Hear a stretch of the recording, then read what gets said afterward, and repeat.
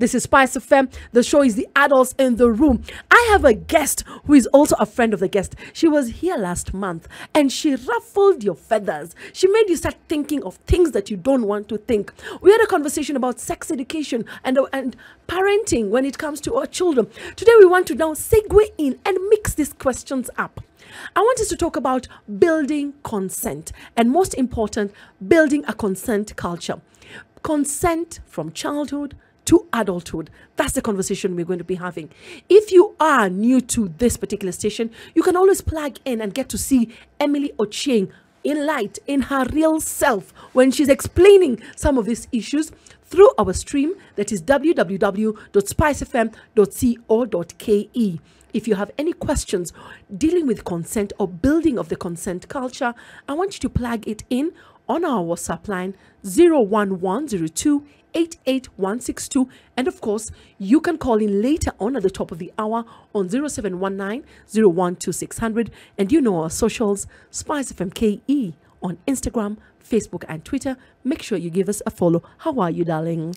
Thank you. Come closer. Duchess. Closer. Yes, darling. How have you been? Thank you for having me. Thank you for gracing this particular studio one time. I know you're a very busy woman, so getting to your schedule. Yeah. Thank you for making time for us. It's an important conversation. Yes, it's an important. And I told you I need you back for this conversation. Yes, and thank you for important. actually keeping your promise. You know, some people don't keep their promise, but you kept your promise. Yes, now, for anyone who's new about this conversation, and when we talk about matters consent, in your opinion, what is consent? Okay. I'd give a very... First, hold on, darling. If anyone doesn't know who Emily is, because I know some of you don't know, Emily Ochieng is a sex education and parenting coach, and she's been doing it quite for a while. She trains people and also speaks engagements, and she's been here before. So we are just furthering the conversation that we had from sex education. Now we want to go into building consent, the consent culture from childhood to adulthood. So what is consent in your opinion? So consent, I say it's a big definition. Yes. And the definition, I'll say, will grow as one grows from childhood to adulthood. So I'd explain consent to a small child. It's called permission. Permission. It's what matters to you, what you say. And then as they grow up, I'd increase the definition of its permission, its communication. It's because it's about you and the other person. So there's the communication involved in it. There's aspect of respect involved in it. So we start with permission, then we go to permission and communication. Yes.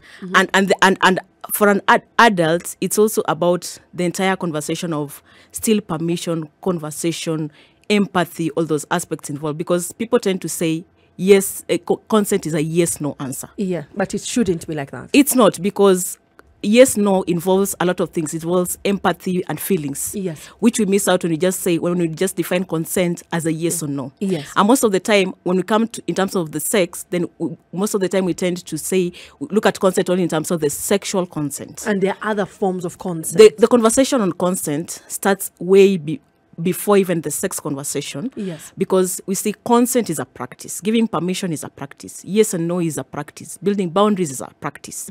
So then if we just let it be as part of children to come and learn consent when it comes to their sex part, learning boundaries and all those conversation, then it becomes difficult, because you can only know the difference between what is right and wrong if you've practiced right or wrong. Okay. Now, so how do we build this consent? Because you have said many of us, when we think about consent, we think of it from the sexual nature. So how do we build consent from our children? And for those of us who don't know, maybe we can start practicing it. Yes.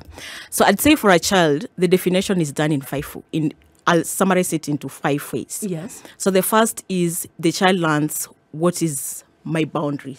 So my body and the boundary and the conversations around that. Yes. Then the second aspect of it is they practice how to listen in.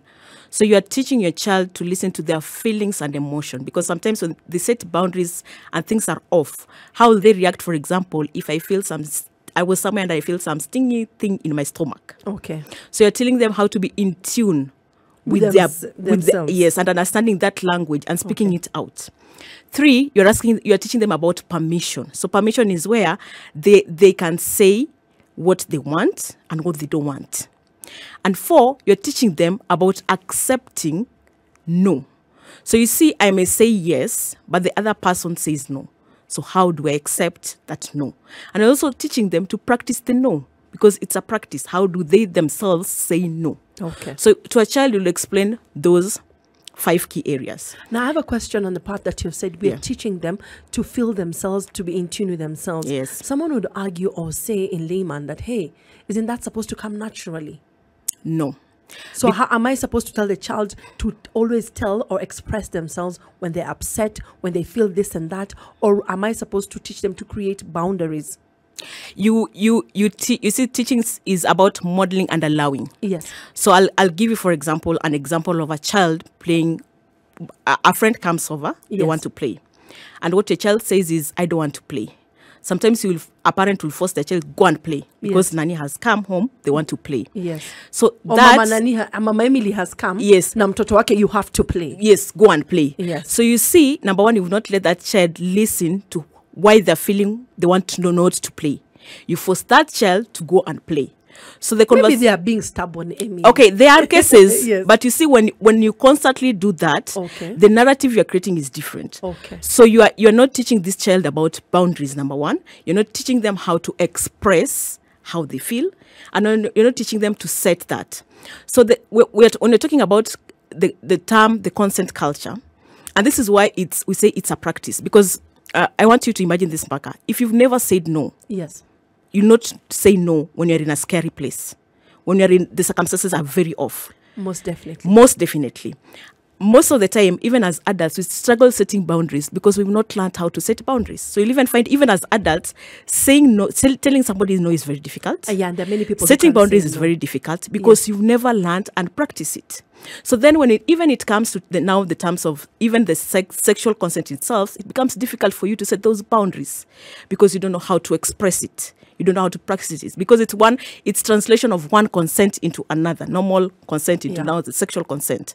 So the reason why we are empowering this child to know how to set consent is that when they will now understand what is consent, what is not consent. And they'll be able to see the difference, communicate, as you're saying, and do it respectfully. Yes, and also understand when the other person says no, empathize, and realize it's okay for me to say no. You know, we live in a culture where we don't want our children to hear no.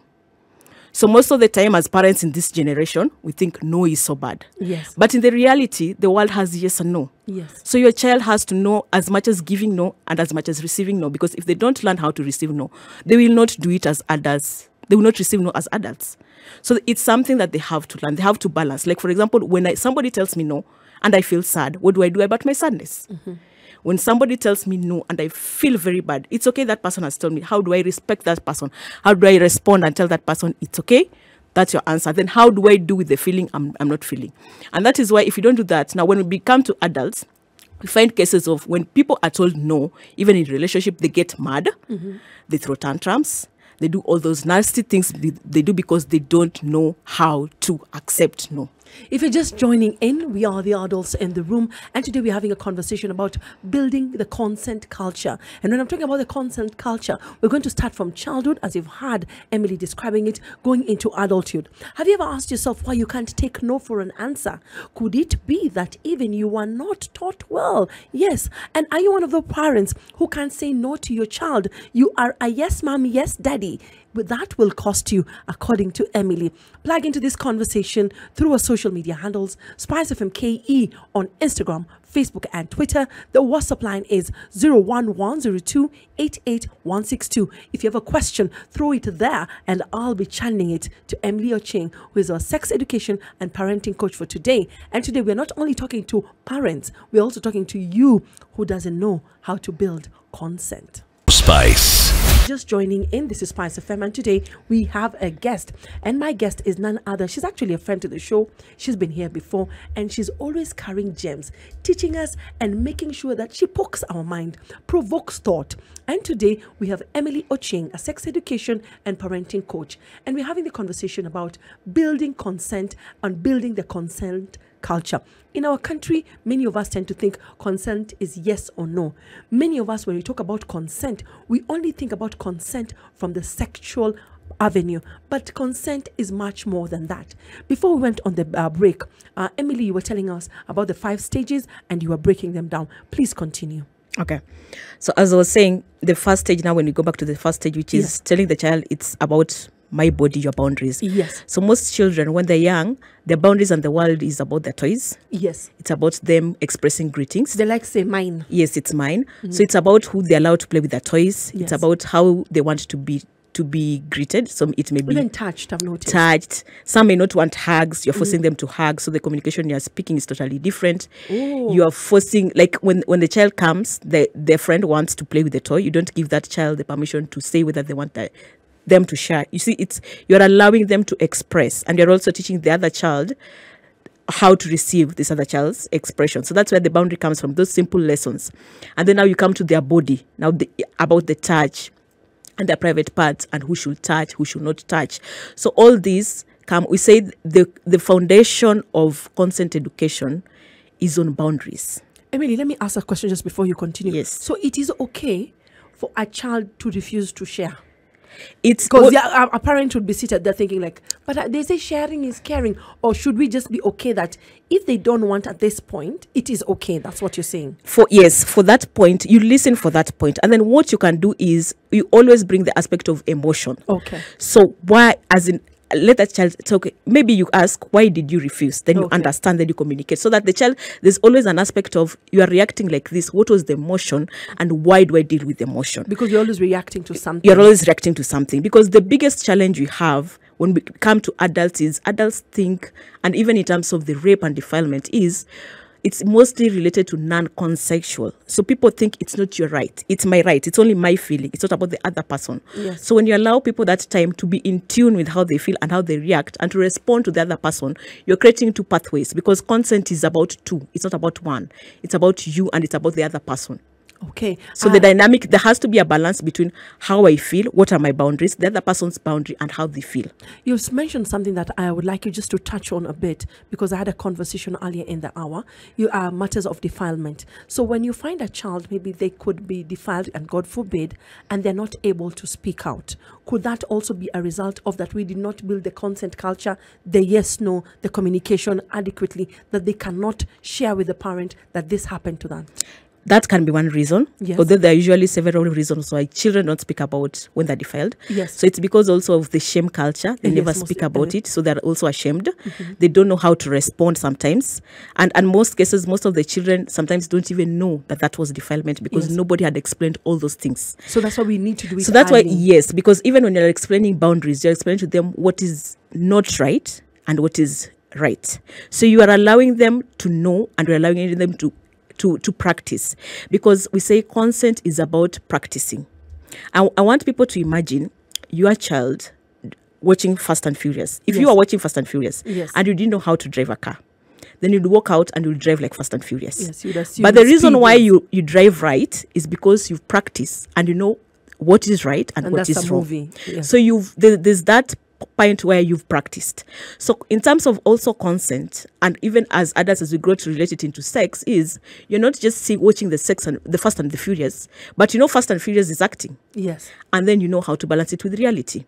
And then when you also look at consent brings different skills with it. So there's the one skill where you're accepting no, which is a practice. Yes. Accepting no and staying with it, because most of the time you feel bad when you're told no, is a practice. Saying no itself, when somebody tells you something and you're like, no, that I don't want, I'm not fine with that, it's also a practice. Yes. Because then these children, if they don't grow up, practice in spaces where we should allow children, I'm not saying that they tell you no every day, yes, but those basic things like that relates to, it can be their toys, maybe a specific dress they want to dress. They don't want to go maybe to uncle or auntie so and says yes, there's something that those simple things that you can allow them to say no to, allow them to practice no in safe spaces. Okay. So that when they come to those unsafe spaces, then they have the courage to say no, because they even know how to say no. Yes. They know the language of saying no. So for example, and you should not take it badly when your child says, because that's another in fact, thing. You should we tell don't them, know how to take yes. No For from example, the common one is usually when your child, somebody wants to greet them, then they put their hand that they hold like this. So you should tell that child, I saw you cringe when somebody wanted to greet you. Next time, it's okay. Just tell them no, thank you. So you're giving that child. Should I ask them why they did that? Yes, you can ask them, yes, but then tell them it's okay.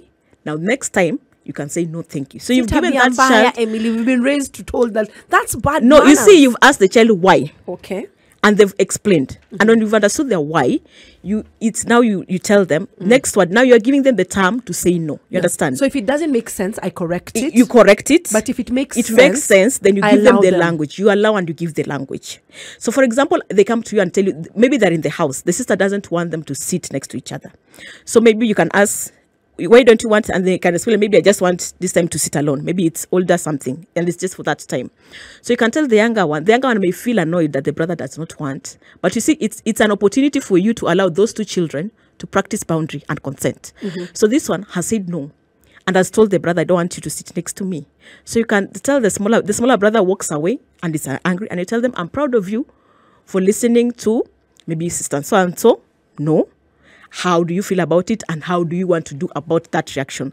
So always tagging the response of no to the emotions behind it. So you are training your child to pause and listen. And that is the aspect of practicing consent. Pausing and listening. Listening to yourself now. Listening to yourself, to be in tune with the emotion, and also understanding back to that person. So when they start practicing it in those small practices,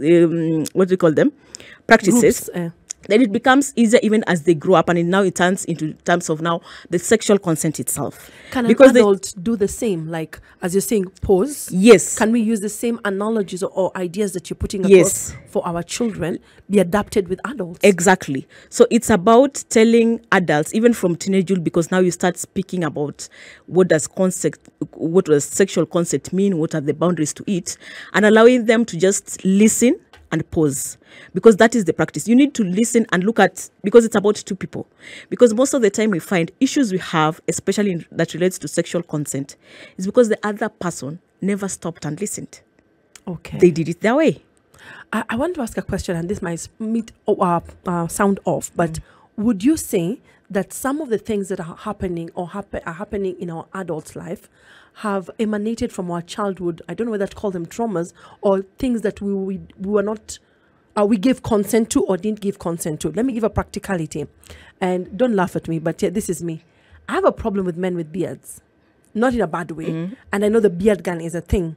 When I was growing up and when I was young, I had relatives who would keep the beard, and sometimes when they would hug us, it would really poke me. So in my mind, I know there are people who have soft beards, but I always imagine that these things will poke me, that I make fun about it. And those who know are my friends, like, I'm always making fun about their beards, but not from a point of ignorance, but I think it's a defense mechanism that I remember that I never wanted to hug my relatives, but I was compelled to, because it's a family gathering. Everyone is being hugged, all the nephews, and they would hug and poke you with their beards. It was just, the thought of it just annoys me. Up to today, beards are not my thing. I respect, and I know I have family members. Hi, darlings. I'm Musigni Kujia, and yes, and my loved ones have it. But if I'm honest, they know my feelings about it. Could it be that those are the small traumas that adults carry into? Because I never knew how to say no, that don't hug me, and I couldn't say no at that particular time in my life. Yes, you're right. We unconsciously carry our inner child even to adulthood most of the time. So you'll find, for example, as you say it, that was an experience you had, so it puts you off, and maybe even hugging people now may put you off. Yes, I don't like hugging people. Yes, because people, it was them, what was right for them. Nobody considered what was right for you. Because everyone was doing it. Because everyone was doing it, so they think it's normal. And that's why I say consent is two-way. It's not just about you and what's normal in your world. It's pausing and finding the balance between the two. So that's why you even find it hard, because that's how you greet. So for example, let me tell you a very good example is, you'll find a child whose boundaries are constantly broken. Even if I tell you should say no, that child, when they grow up, will constantly break other people's boundaries, because that is what they know. Because their boundaries are not respected. Yeah. So they've grown. So they've cultured. It's called, because when you grow up in certain environments, we say you're cultured into that.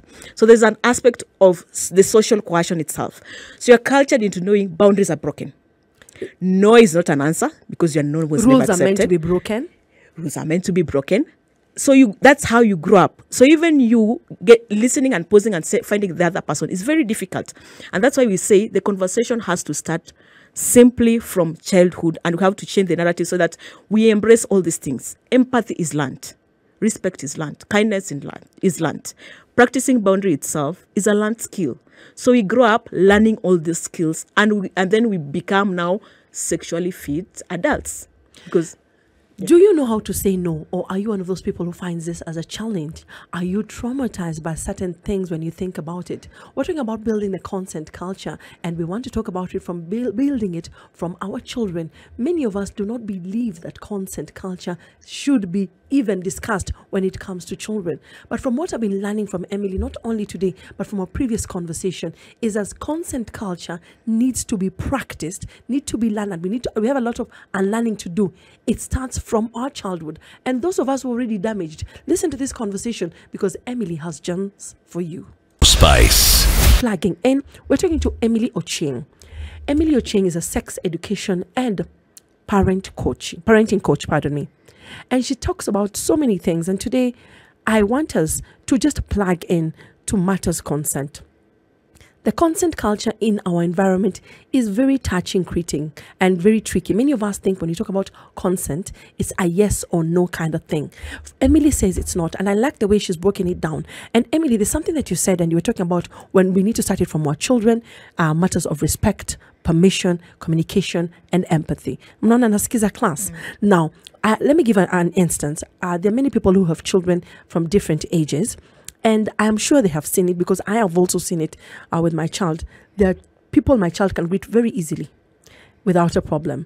The are people she'll hug. The are people you can see she's trying to refrain.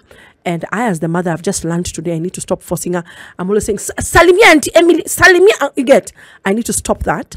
So if I still want my child to remain respectful, and because I also don't want her to think that she can get away without greeting anyone, and I know you've said ask why, and I'm going to do that, and any parent listening, are there options? Because you said consent is not a clear-cut yes or no. So how would a parent navigate from that? You've said the word, give options. Okay. So when you're giving options you are giving that child the permission to choose. So you're still teaching consent. Okay. So when you tell, for example... Choose not to greet or to greet? No. You're giving them the options of doing. Okay. So for example, if a guest comes, you can say, Tabi, are we high-fiving? Are we hugging? Or are we doing something? Oh. So you've given this child the choice. So they're already choosing. So they're already practicing making choices. So that they're comfortable. They're comfortable. Maybe it's dressing certain times. So you can say, maybe you want them to dress specific kind of clothes because you're going somewhere. So you're giving option and saying, are we doing dress A, B, C? So you see in your mind, you know the specific... Because you don't want them to dress in something else. But you've given them the freedom to make choices. But you're still controlling. But you're still silently. Silently, okay. So they grow learn. So that's practice of choosing is also part of consent. So that I can choose when to say yes, I want this, and I can choose when to say no. So you see, as a parent, you've created that environment where consciously, even though you have control, this child is doing the choice. So he's building a skill. Okay. Teaching them how to build a skill. And then that is now how you build it on. So it's giving options. So you can easily do it by, so that sometimes no may sound disrespectful depending on the scenario, but bank it on choices, because that's still a practice of consent. They're making choices. Just hold your thought. I want you to continue with it. I need to just go on a small break. If you're just joining in, this is SpiceFM. The show is The Adults in the Room. I'm talking to Emily Ochieng, a sex education and parenting coach. And the conversation I have with Emily today is building the consent culture. She's telling us that, yes, your child needs to be given boundaries, but most importantly, you can give choices to certain avenue, control it silently. She's also given me a lesson and a quick one, and I hope you have learned that consent is just not a clear-cut yes and no. There are many things that pertain to it. There are gray areas, and that's what I want us to discuss. 0719-012-600 is the number to call. This is SpiceFM. The show is The Adults in the Room.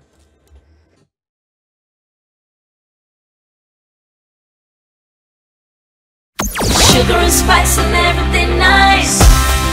Sugar and spice and everything nice. A very good evening to you, my darlings. If you're just plugging in, it's exactly Spice 9 up your o'clock. life. The station is SpiceFM. The show is The Adults in the Room. We're talking about building a consent culture from childhood to adulthood. And I've been seeing some of your questions. Please make sure you send them in. I'll be having Emily address them as we progress with this show. When we're going on that short break, we were talking about the options that we give our children and how to navigate through that. Go ahead, Emily. Okay, thank you. So, yes, as I've said, that option. So you're Yes. teaching them that choice. And as they grow, even when they now become teenagers, it's also important to give them the other option of making the choice and having that communication of want and actually choosing that want. So here is how I'll explain it. Okay. So it's not necessarily... Wants and needs? No. It's about what they want, Yes. not necessarily need. Yes. So it's teaching your child that it's not everything that you want, you say yes to. Okay. So I may want and I may say no to. So for example, wanting sex doesn't make you have sex. That's you can true. say no to that. Okay. So it's your friends, you may want to do something with your friends, but you say no to it. So you are teaching that child that sometimes I may want, but I can take a pause and say no to it. So even you can do it in simple things like, for example, let me take an example of gadgets because that's the Yeah. most parents experience this all over. Yes. So your child may come to you and explain how everybody has gadgets in their school and they want that specific gadget And that I they have. don't have it. So you allow that child to look at the why they want it. So you ask them, why do you want Why it? do they want it? They explain it. Yes. If it is reasonable enough or not, and tell them it's okay. I may want something, but the answer is no. You for will it. not necessarily Will not get it. necessarily. My answer is yes, as in I may just say no. So I may want, my friends may call me and tell me, go somewhere. Yes. It's a party. I may want to go there. But as I still have a choice of saying no. Okay. So I'm balancing my want and my no because I'm looking at the consequence of my want. Okay. You understand? So you're teaching this child to pause and listen. And that's the very important conversation. The pause and the listening. So that they pause and listen. It's not a must. I say yes to everything I want.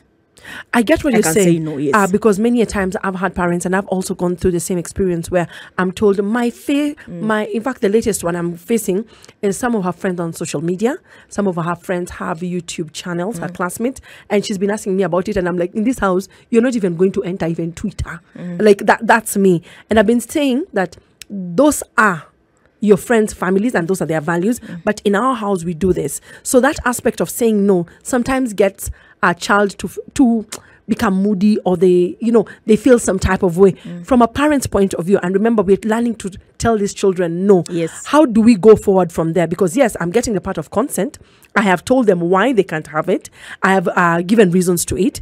They seem like to understand, but they are constantly asking for it, thinking that I will change my mind, which I am not going to change my mind. So how would a parent navigate that in terms of setting boundaries and also teaching them that no is also an answer? Okay. And it is not going to change. Yes. So as you said it, most of the time no come with very heavy emotion, especially if you're in the receiving end. Yes, that's true. So even for us adults, it's human nature. It's just something that it's no. You feel some kind of rejection somehow. So especially if you're not used to it as no is an answer that I can accept it like that. So it's allowing your child that emotion. How do I want to express that emotion? So it's okay. You're frustrated that you don't have a phone.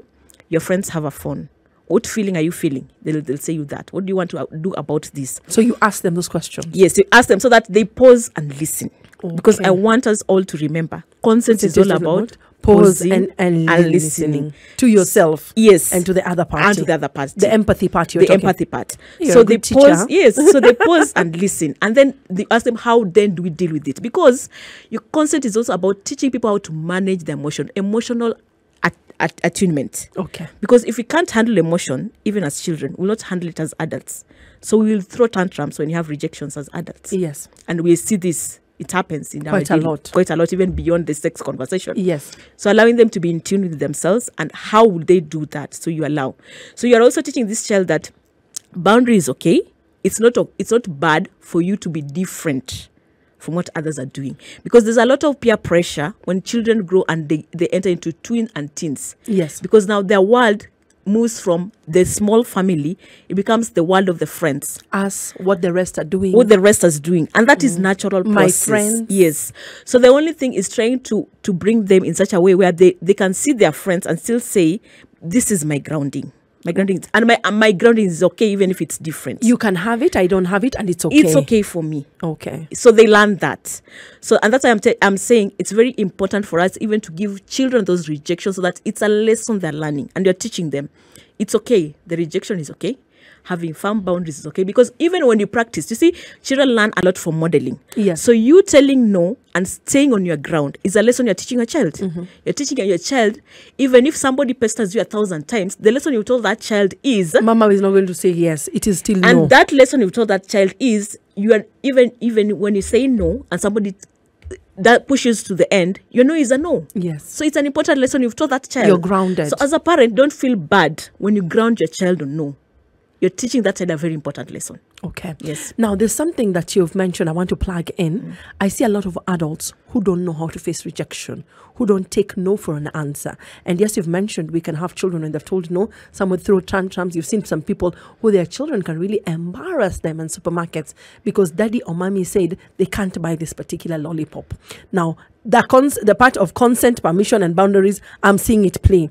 Now, if we were to connect that kind of scenario and to connect another scenario where an adult man or lady has been told no and they do not know how to take rejection, how would I, for a child, I know how maybe someone will say tutamchapa, tutamwacha, whatever, but to an adult, how does this adult who's listening to me, because they know in their hearts they don't know how to take rejection. We have men, when they're told no by a lady, all of a sudden they start defaming that person. They insult them. How many times we've had catcalling? You say no, ayo jifanya, this. They look for stories. Oh, you're refusing, even I know you slept with so and so. It becomes, you reject a man, and the next thing, propaganda, malicious slander is happening. How would this person who's listening to me, because I know they're men and ladies, how would they now navigate from this particular avenue or bad behavior they have? Okay. So there's a very important practice, I like saying, exploration, curiosity. Okay. Most of the time, when you get an answer, before you react, ask yourself why you feel the way you feel when you're given an answer. Okay. Because most of the time, your reaction is you. They pause and listen. Yes. The reaction is you. It's not about the other person. Okay. So always ask, even if you're in a work setup, you've been told a comment, you feel angry and react. Before that reaction, always just take that pause and ask yourself, why am I feeling the way I'm feeling? Okay. Just taking that pause and listening is a reflection on itself, because most of the time as adults, we've carried the inner child wounds with us. And if we don't learn to sit and pause and try to reflect as adults, and even like doing the self-healing part for it, Yes. which most adults don't Introspection, and all that. And it takes a lot of self-awareness to do that. True. So most of them don't do. So they still carry all those wounds with them and push the wounds to all the other people.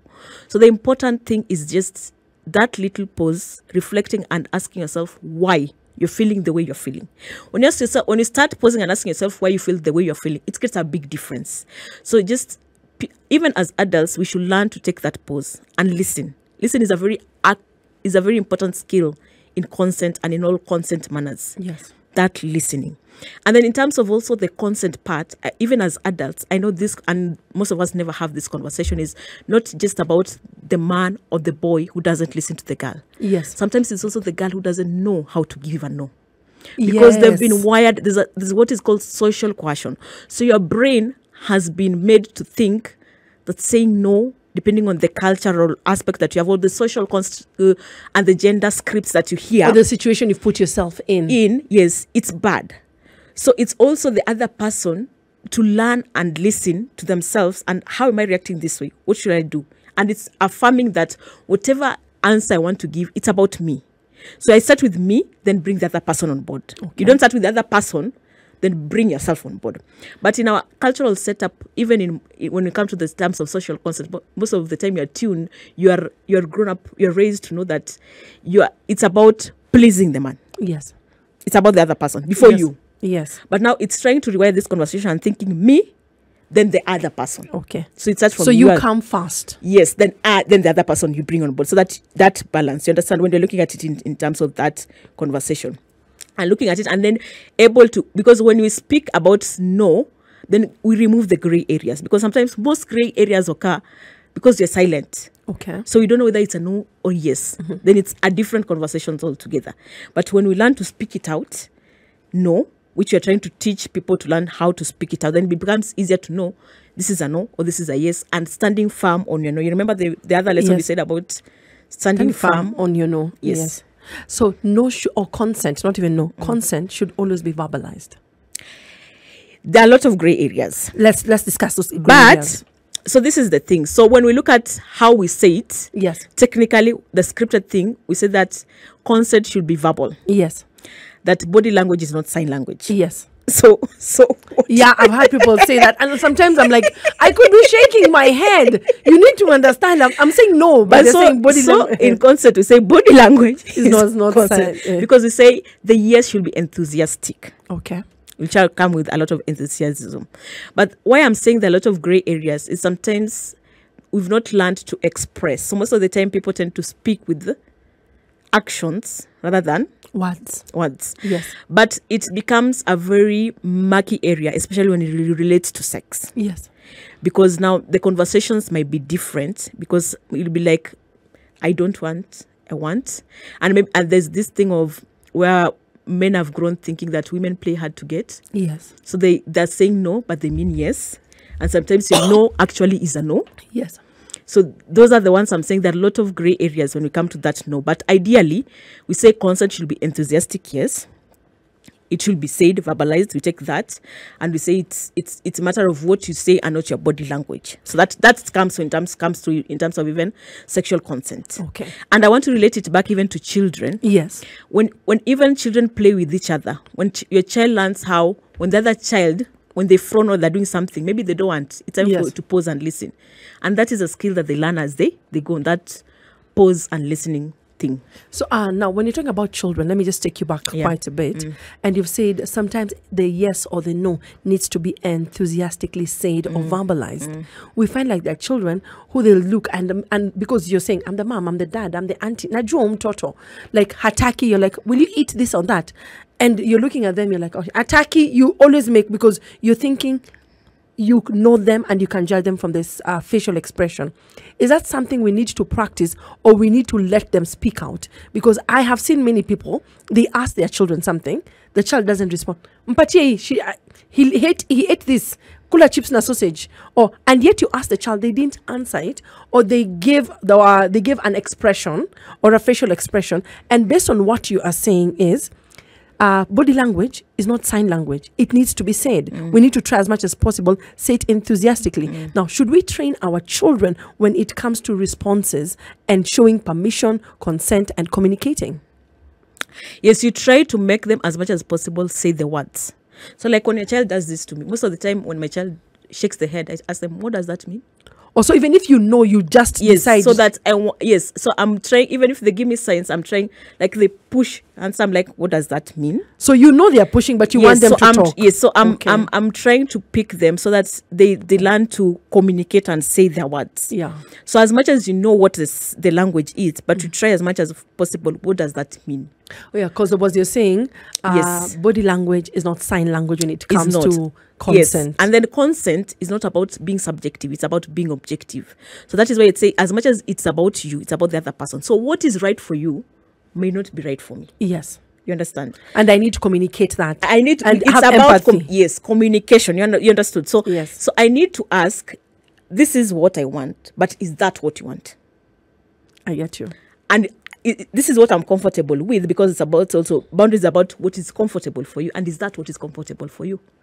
So even all these things, even from children to adulthood, it's the same lesson you carry along. It's only the scenarios that change. Yeah. So for example, a child, comfort, maybe in terms of play. Yes. Their play area. Maybe they don't want to go to a certain area. You discuss about the comfort and why. And they speak about it. Maybe it's because of certain types of friends. You discuss that. Certain things, you discuss that. So they learn how to say their comfortably, say this is what I want, and then discuss the reasons and understand why they're saying their why. Yes. You understand? And then as you relate now, even as, because it's important conversation which we never have with teenagers, and I just want to say it so that we also don't lose track of it, is also about the sexual consent itself. Yes. Because most of the time, what we teach our children is, if a person touches you, is say no. Yes. But I want to ask you, Barbara, if you are in a scary part, and this is mostly, we call it the flight reaction. Yes. Most of the time, your reaction is never no.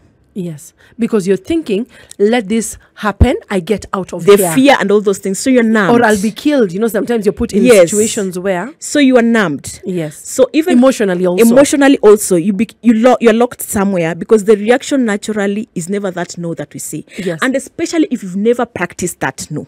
So it will You not see, even come out. Somebody who's practiced may be different. They may speak out if they're in that kind of situation. Somebody who's not practiced saying no will not speak about no when now they're in that They'll not the even flight speak mode. at all.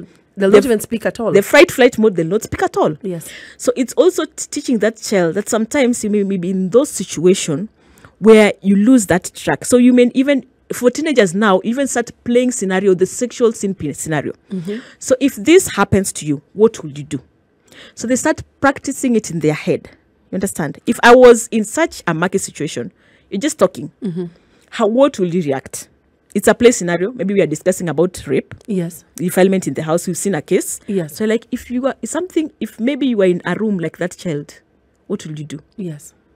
You take advantage of those points that you can speak, and they try to play out the scenarios in their mind. Mm-hmm. Maybe the defilement case or that case, the sexual abuse was between a peer and a peer. Yes. If you went and visited your boyfriend, this happened.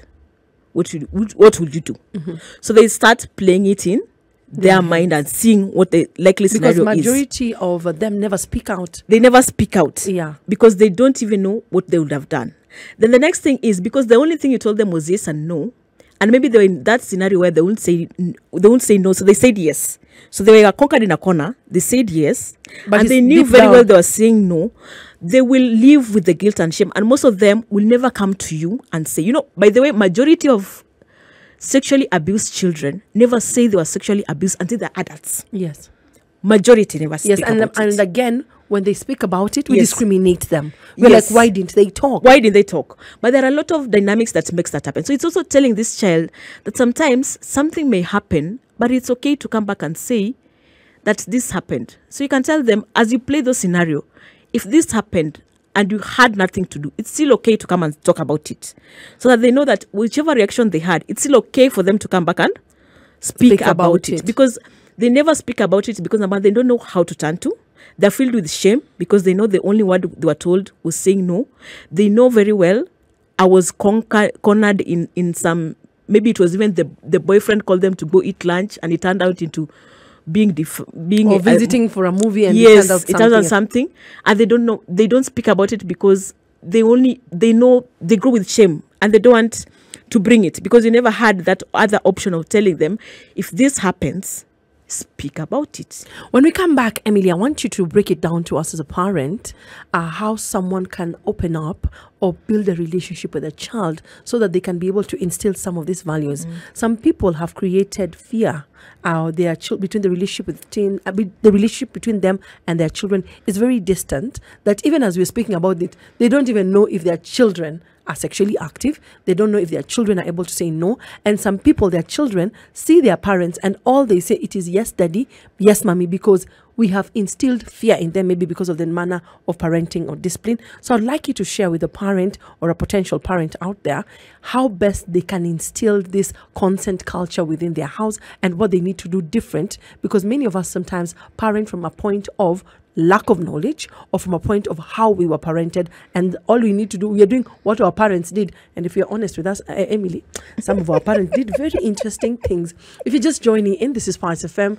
The show is The Adults in the Room. We're talking about building a consent culture. I've also opened up the lines 0719-012-600. We'll be picking up your calls, pardon me, when we come back. You can also send in your questions or your query to Emily directly through our WhatsApp line 01102886162. I've seen some of your questions. I'll be channeling them to Emily. Plug into this conversation and tell a friend to tell a friend. You can also do so through our stream. That's www.spicefm.co.ke. I want us to be very careful when it comes to consent. And like what Emily has said, it's not always a yes or no answer. And you also need to remember that your physical gestures or your body language is not sign language. You need to be able to verbalize and speak out. Spice.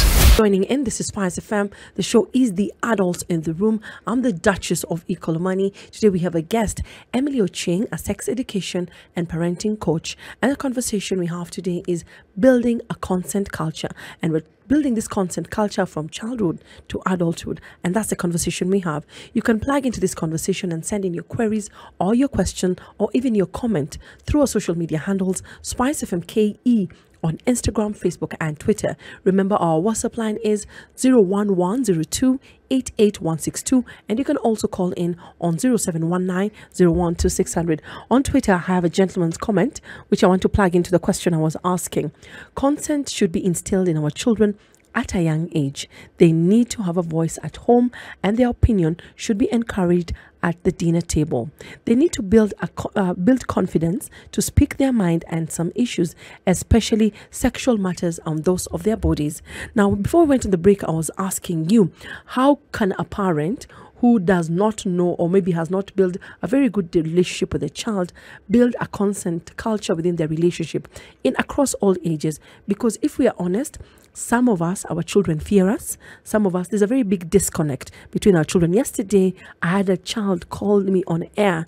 I normally don't pick, I'm always putting them, but I had to hear this child who was complaining about the mom always shouting, yelling, and she has had a conversation with the mom. The grandmother has had a conversation with the mom, but the mom seems to, if you talk about it today, tomorrow she'll repeat it. So if you find that there's a distance between parents and I'm listening to you and I'm a mom or a dad, how can I build that consent culture, or what can I do different to accommodate my child to have a relationship with them so that I can still these things that you're talking about: permission, respect, communication, and empathy, and also instill those 5 stages of consent? Okay. So I think the most important thing first is just taking that pause and asking myself, what am I doing? How am I doing it? What am I not doing? Yes. It's always start from that reflection point. And then building slow. Yes. Because all these conversations don't happen in one day. And you not finish them in one day. True. And even if we say better late than never, because even if you've not started, you can still start. Yes. It's only that now the technique you used to start will be a bit different. Most definitely, So because for you're a any- bit late. Yes. You've started the technique of the ones who have Yes. children. But it's okay, you can still start. Yes. So for the ones who have young children, probably maybe they've not reached twin, it's easier. Just start the conversation. Just maybe use, I say the easiest for most parents because they don't know how to do it or they feel shy. Most of the people don't speak about it because they feel shy. So I say the easiest thing is to find something that can help you have the conversation. Yes. So maybe it's something you've watched on TV, you've seen, you're reacting to it. And especially the young children, there's a lot of content on the animation and the cartoons that you can use to speak There's with too the child. much content. There's too much content, yes. They're even having play dates, marriage. You can ask, what is wedding. that? Yes. What do you understand? Is that okay? Did they do it right? So always you start by asking, like, that's the child's perspective, and then speak about it. So you can start with those lessons. And of course, it's important to always emphasize on the body autonomy. Their body is theirs. They own it. The boundaries they can create around it. I usually, when I talk with young children, I say, can you imagine your home having a fence? Yes. So teaching your child that their body has a fence. And it's only them who can open the gate. Okay. And it's only them who can allow whoever they want inside the gate. Okay. And if they lock that gate, No one they don't should have enter. to open. And nobody should force them to open that gate. Okay. So it's those basic things. You don't have to make them complex. A child, you not tell them this is consent. They won't understand what the hell are you speaking about. Yes. You're telling them it's permission. It's you saying what you want to say. Say what you want to say. Should we give them the space? Because I know there are people, Yes. when their children start saying, like, I think you were here when I was having a conversation with my daughter, and I got distracted just before the link, the previous hour, and she told me, Mama, you're not paying attention to me. And I had to tell her, I'm sorry, and excuse myself. Yes. So many of us, when our children would tell us, Mama, you're not paying attention, would call out our children. Yes. And sometimes even your child could tell you you're overreacting, and you hear, who are you talking to? So you see, we are coming from a place where we don't want to be corrected, Yes. or to hear anything from our children that is negative. Yeah. Sometimes it's important to take that pause and listen to what they say and the why. I always say this, understand why. Why are you saying that? Why? Because that why will help you understand whether it's about disrespect or it's about an issue they want to raise. Yeah, okay. And then you'll find the balance. So Because if it's sometimes, disrespect, I deal with like it. a skill like assertiveness borders very thinly towards disrespect. Yes, and you need to Most know of the that. time. Yeah. And it's also assertiveness confused. is not a bad skill. It's a good skill because sometimes it's helps children in protection because they speak out. They're able to affirm it. Yes. So for you to understand, sometimes for you as a parent is to pause and ask. And the only thing that can help you understand whether this child is being disrespected is ask their why. Why have they said what they've said? Then you'll be able to see the balance that is in. But just start the conversations and allow children to express their emotion. In emotional awareness, we say there's no emotion that is bad. There's no good or bad emotion. Let me state it like that. Okay. The world calls it good or bad. Emotion is an emotion. Okay. What you do with your emotion is the good or bad. Yes. What The I do with reaction the reaction to it. So what I do with my sadness, whether I throw tantrums, I break the vase. Now that's what makes it bad. If I do something else, it's not bad. It's and it's okay. It's like the weather. We experience all of it. My Drought, consequences to the emotions. rain. Yes. When it rains out, what do? You carry an umbrella. So it's training your child how to handle their emotions. You'll feel sad. But what do we do about sadness? Do you take a deep breath? Do you sometimes just say, okay, I need space so that I can just calm down? Do you cry? Do you cry? So helping your child also to manage the emotions, because even as the adults, as they grow and receive the no, which we tend to call rejection, but it's an answer. I say no is an answer. When they receive those no, they know how to handle the emotion that are Coming with all the emotions that they receive. Okay. So that is very important. Even as you talk about consent and the permission, always pegging it around that emotional awareness state and realizing and speaking about it and allowing your child to express. Because also a child easily tells you when they're sad. If something happens, You know. they'll come and tell you. No, they'll openly tell you, Yes. my tummy is not feeling right. I'm not, mommy, when I see that person, my tummy cringes. Then you know There's something. there's something. I Because need when to you're teaching investigate further. body language, you're also teaching them about the skill of how they'll feel when something bad is happening. Yes. So maybe I may feel wobbly in my stomach, the young children, because they don't understand how fast. So you Because that's the anxiety, the discomfort. anxiety, the discomfort. So you teach them about, if you feel you're in a position like this discomfort, maybe you are in this setup, who do you go to? Maybe you are here, who do you go to? So you are teaching them also how to understand the emotion and respond to it. So allow your children to express the emotions and allow them to manage them better so that they become better adults. Okay. Because we talked about emotion being a key skill Yes. in the whole consent thing. Now, when you come, maybe your child is now a twin. You never had a conversational twin or the teen. And now we know the world, they tend now to, you are the person who speaks the less sense in that house. Yes, their friends come to play. My friends do this. Kina Nani are doing this. Yes. You don't allow me to do this. It's always like what you say is, it's not right. You feel like, is this the same child I had a couple of years back? So for them, it's basically number one, being just open and say, we've never had this conversation, but I want us to have this conversation. I may have had, just be honest. And just say, I may have never practiced it, but I want to change the way I'm doing. Okay. And So that just they know it's coming from a place of change. Not mama or daddy as ameshiko and wazimu. Yes. What is this? We don't do It's this. change, and I Okay. just want to do it. You've never had those conversations, whether it's consent, whether it's sex, but it's okay. I've never had, and maybe I've never done it. Or we've never had. We've never had, because maybe I was not that comfortable. Just be honest and say, but now I want to change, and I want to change the way we speak about it. And then start speaking about those things from the body autonomy. Start the basics on the grounding. Okay. The consent. The fence. You remember the fence? It's Yeah. the very simplest explanation. Your body, Has a fence and a gate. Yes. And you're the only one who opens that gate. Yes. And you determine who comes into that gate. So, Yes. for example, in your house, you've explained to your child, when you see this kind of person, don't come in. Yes. So it's the same way you tell them, you teach them about, most of the time we talk about, let me just bring it, although we are speaking about concept, is stranger danger. We tell our children, Yes. when you see a stranger, run. Run. But most of the time, the danger is not the stranger. The danger is inside. Yeah. So where do So they you run have to tell them what's good and bad. How to identify good or bad, not about the stranger. Because sometimes the stranger is in their vicinity or in their environment. Yes, and sometimes the stranger is the help.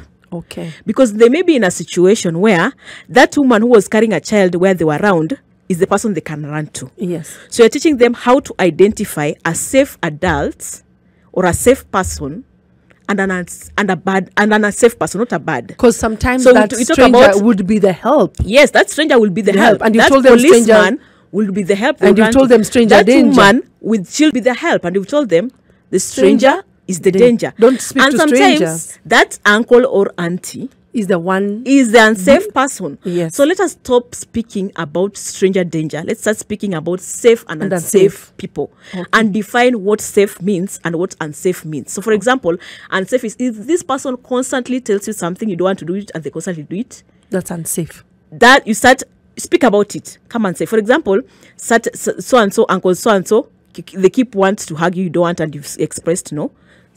Come and tell me. You Or understand? they touch you in a They touch and you you in this don't way. like. Come and or do this. Or if I'm not there, give your child also alternative of the safe adults around them, because sometimes you may not be with them. Okay. So you define, if you're in the school environment, who do you go to? If you are in football coach, because sometimes your child plays a game or something like this, extracurriculum. Yes. Who is the person you've identified the safe person they can speak to? If you're in a church environment, who is that safe person? So that in each environment where they go to, they have a safe person they can go to. They have someone to run to. They have someone to run to, because you may not always be there with your child, but they have a safe adult. They've identified the safe adults they can go to and speak about it. Yes. Yes. I like what you've talked about, and I want to plug in on one of your responses when you were talking about sometimes we confuse, and it can be confused, or it borderlines assertiveness and rudeness. Now, when we come to adulthood and building the consent culture, many people tend to mislead or get confused with people who are assertive. I have a very assertive character. There are people who confuse it for rudeness. It has gotten me into trouble, and I'm like, I'm not rude. I'm just very assertive. Now, when it comes to consent, and you are an assertive person, you have that assertive character, how do you get to draw the line when it comes to make sure you're being respectful, or other people are paying attention? And also, is it possible that the people who do not understand them are people who are assertive could be facing these problems of consent from childhood? Yes, it's two-way. Yes, that's what I'm like two-way. Because sometimes I just thought about it when you were talking. The response sometimes they don't understand. Actually, it could be Yes. from childhood. They had not built certain boundaries when it comes to consent culture. Yes. Now they find an assertive person on Yeah. this side. They find it's rude. Yes, they find it's rude. Yes. So you are Because I know myself. I've said no. Yes, the way you speak, they find it rude. Yes. So it's just also you trying to make. Sometimes you can say no. You try to, how do I say no that is not? Sometimes you just say no. Okay, that's Yeah. okay. Or you're told tone down. Yes, but you also just try to say, even as you say no, you also empathize, because you look at the person in the state in which they are in. Okay. So it's about that conscious communication. So how do I make that response? Which no? Because there are several ways in which you can say no. Sometimes Yes. you can say no. Now I don't feel like it. Yes. Thank you. Maybe you can say no. I think I'll do something else. But Or maybe just a no. Sometimes they don't you like just it. They say don't like no. it. Yes. And they don't like it. And sometimes it's also the other person because they've not learned. And that's why I always say, why do I react the way I react? Exploration is a very important tool. True. And if we learn it as adults, it will make even the conversation easier. Why do I do what I do? Why do I react the way I react? Why do I feel the way I feel? I have a question, but we are going to sieve it out because someone has really not understood what we are talking about. David Wahumu, and he's listening. I have a question. Do you mean we allow kids, and that's not what she meant, but I will allow Emily to answer that question. Do you mean we allow our children to watch people having intercourse and then start asking them what those people are doing? David, you didn't pay attention, but I want her to answer that question. Then I will top up. No, he didn't pay attention. She said, look at the scenario with animations. Yes. I don't think your children are watching cartoons of people, and Having if they are, sex. what she was trying to say, if you see people in environments, Yes. take advantage to have conversations about it. Go ahead. Yes, because I think also the sex, there's a privacy that involved in Yes, sex. and so no sane person will give the children that kind Public of environment. display of affection. We're Yes. talking, which So it's also so he's taken it off, and Yes. you told him the way we are speaking about different things. For children, you speak about what they see, so the concept can even be done. So cartoons have even people kissing. Yes. Not sex. Yes. But cartoons. Someone says, this is my boyfriend. This is my boyfriend. This is my girlfriend. What I'm does going to that get mean? married. We're getting married. What does yes? So it is those scenarios we're speaking about. We're not speaking about sex because that is an adult content. Yes. Yes. Then we have another lady. I believe she's a lady. My daughter is 4 months old next week. Last week, she was chilling and her dad touched her chin playfully. She got angry and kind of pushed his hand. We were taken aback, so he tried again and the baby screamed and pushed herself away. What I'm finding hard is keeping people from touching my daughter, even strangers. It's annoying when I say no, don't touch her, and they get angry. It makes me feel like I'm doing something wrong. But I don't want people touching her because she's a child and I find her cute. Okay, yeah, you're a mommy, you're still in love with your baby. We really want to teach her about saying no, consent, boundaries, and such like things. To go about considering when she's still and should I go about considering when she's still an infant? That's what this lady is asking. Okay, so for me, I pick two things from that question. Yeah. So the first one is the reaction of the child, which I see children react because of certain things. So I'd advise, because sometimes a reaction of a child is a communication because a child can talk. Yes. So it's to see why that kind of reaction is. So if they constantly react that to people around them, you need to further look at it, why that kind of reaction. Maybe there's something beyond just that touch that is bringing that reaction. I'm not insinuating anything. Maybe they're uncomfortable. Yes, so you just take a deep look at it and then understand why that kind of reaction. And then the other aspect of telling people no, and she feels bad about it, it's where we are saying when you say no, sometimes you feel bad. Yes. When you give people, the no has two sides, yes. Receiving and giving. Yes. And both are awkward. Yes. Receiving and big. You feel awkward. I'm telling you no. But it's okay. Just tell yourself, this is my boundary. This is what I'm comfortable with.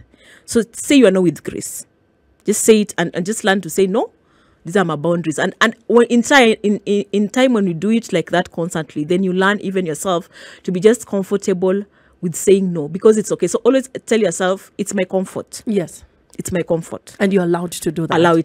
Just allow yourself to do that. If you're just joining in, we are the adults in the room and we're talking to Emily Ochieng. The conversation is building a consent culture.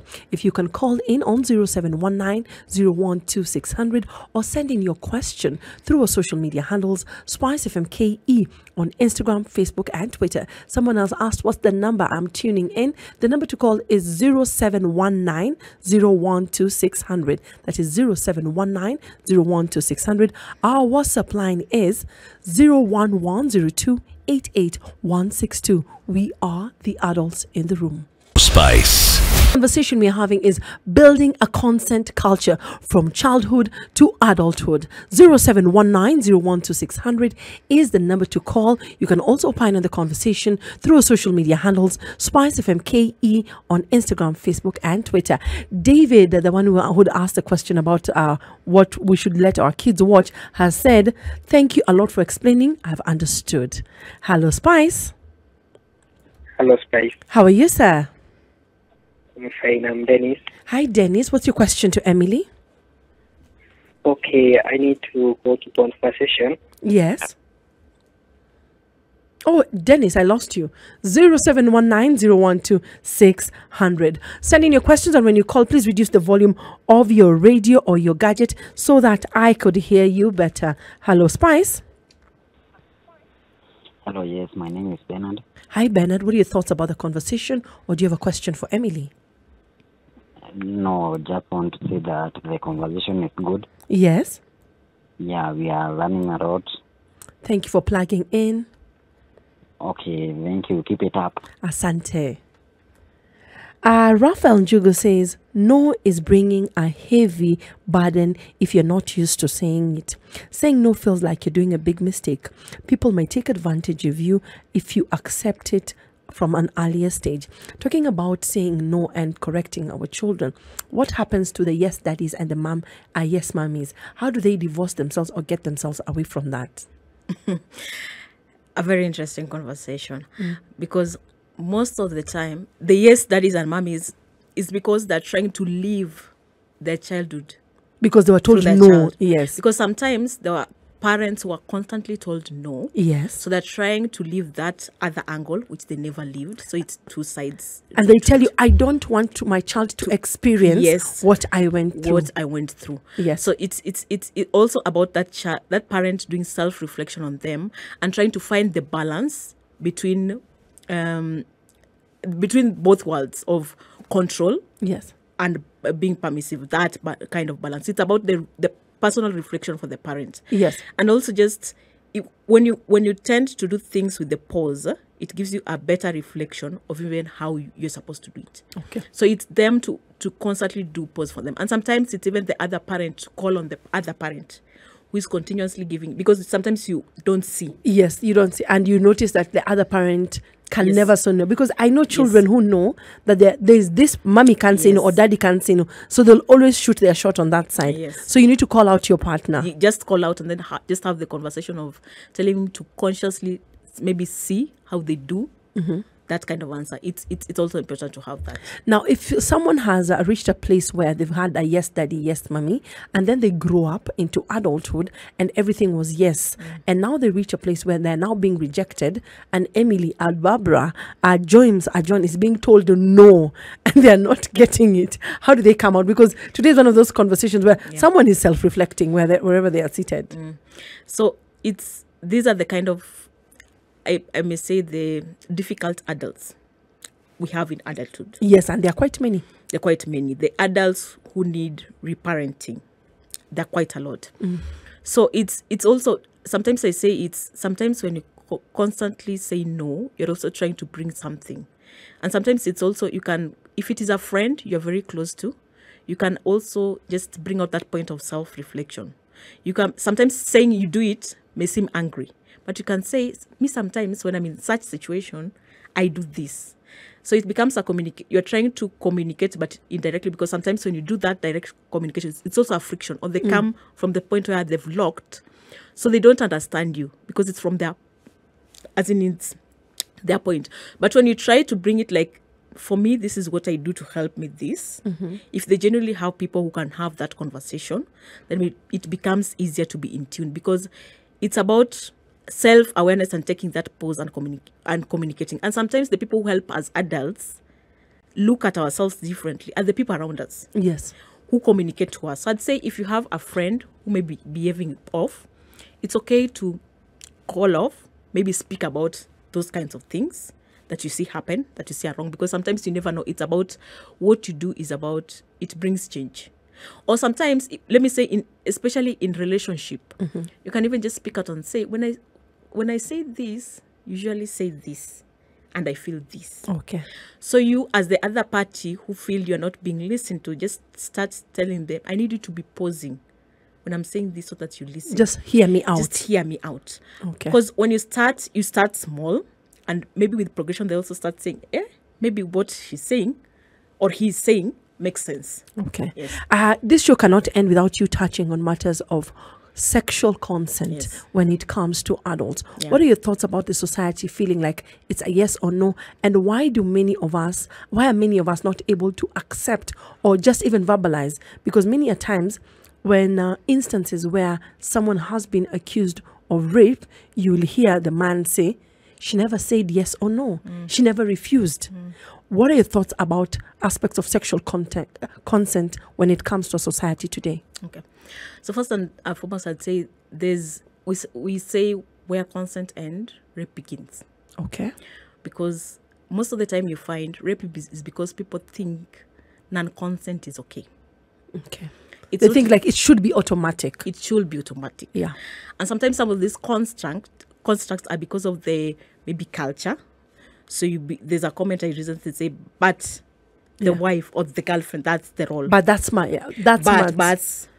are role. Conjugal rights. Yes. We are dating, yes. etc. Yes. And that's why we say, even as both parties, whether it's the man or the female, or sometimes it's even female, depending on the man. Yes. So it's important that whichever kind of relationship, both parties are able to communicate what they want and their boundaries. Because sometimes you find the other person also doesn't communicate. We feel it's automatic. Yes. You feel if I say no, they feel bad.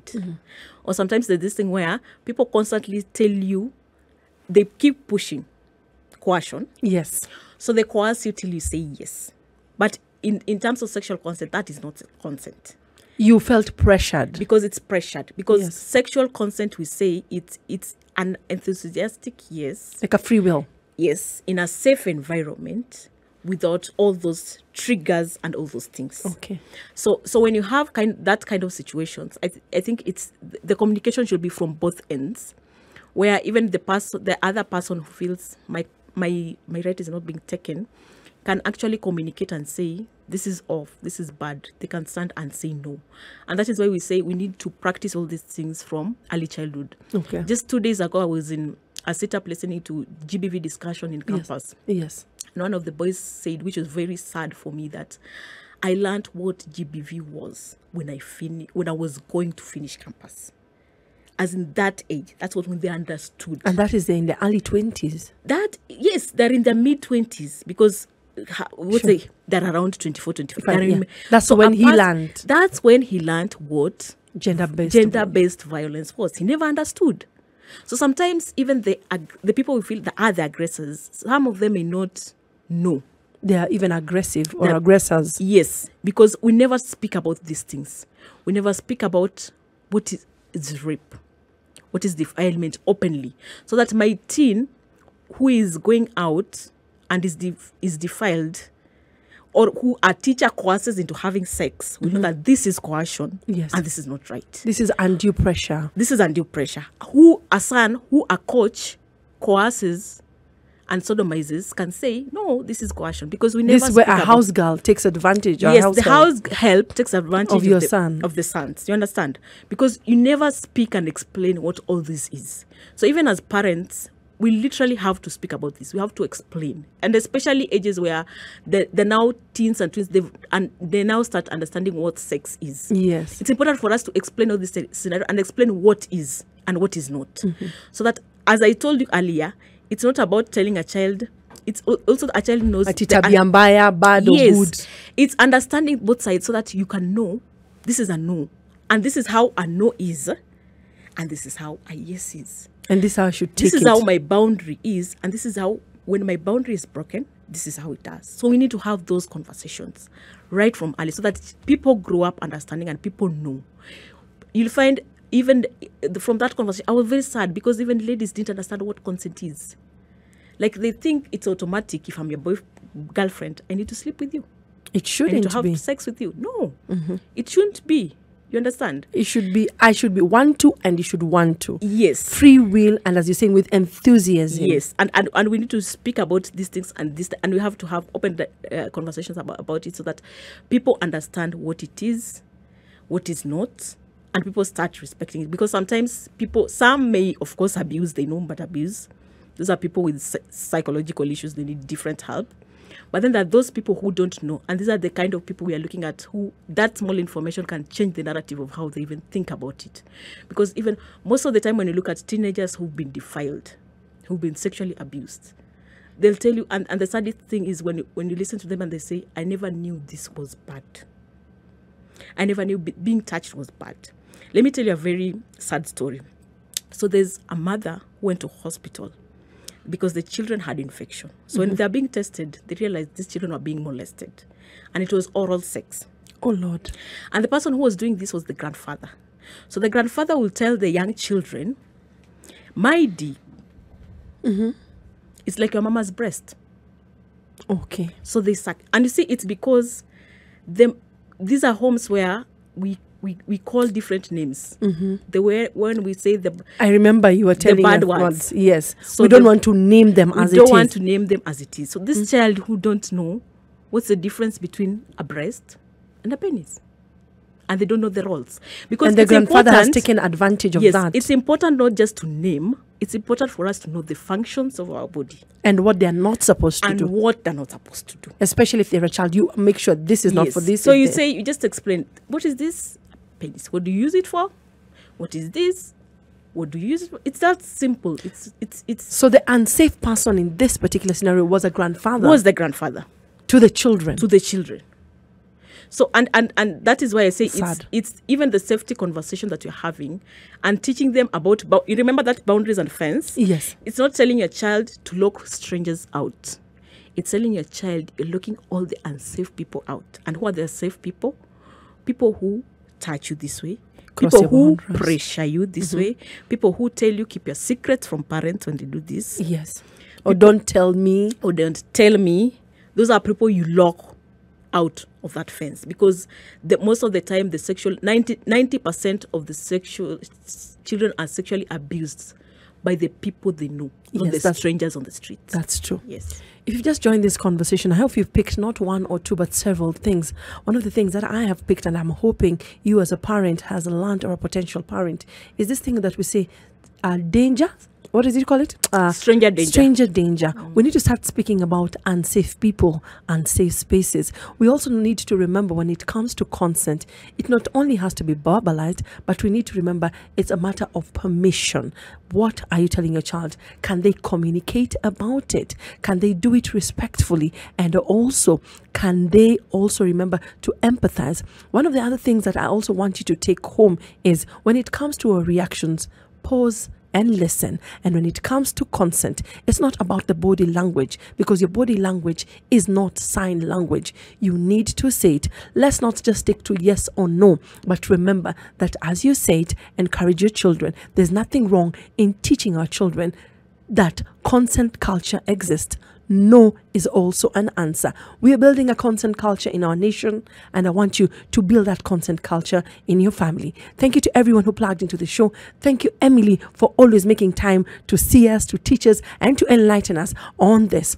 On behalf of the Spice team, my producer, Mumbi, Njoroge, Asante sana, my darling, and I, the Duchess of Ikolomani, it is good night and God bless you. See you tomorrow, same time, same place, same stations. Good night, Alice. Mwah. Spice.